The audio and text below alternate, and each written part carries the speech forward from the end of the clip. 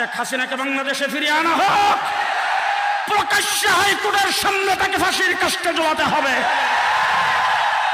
আর যদি ভারত যদি শেখ হাসিনাকে ফেরত না দেন, ভারত যদি বাংলাদেশের হাতে শেখ হাসিনাকে ছেড়ে না দেন, ভারতের সঙ্গে প্রয়োজনে সম্পর্ক কাটঅফ করে দিতে হবে, কাটঅফ করে দিতে হবে। কথা কথাই বলতো খেলা হবে, তার আজকে কোথায়?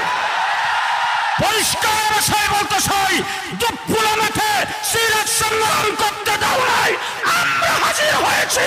বাবার বেটা হইলে খেলতে আসো, দেখি কত দান কত চাই। শেখ মুর্শেদ সারা বাংলাদেশের উলামায়ে কেরামের মুরব্বী, সারা বাংলাদেশের উস্তাদুল উলামা আল্লামা আহমদ শফি রহমতুল্লাহি আলাইহি 2013 সালে শাপলা চত্বরে ছুটে এসেছেন। তার আহ্বানে গোটা বাংলাদেশের তাওহীদি জনতা, ছাত্র জনতা সব মাঠে নেমে এসেছিলেন।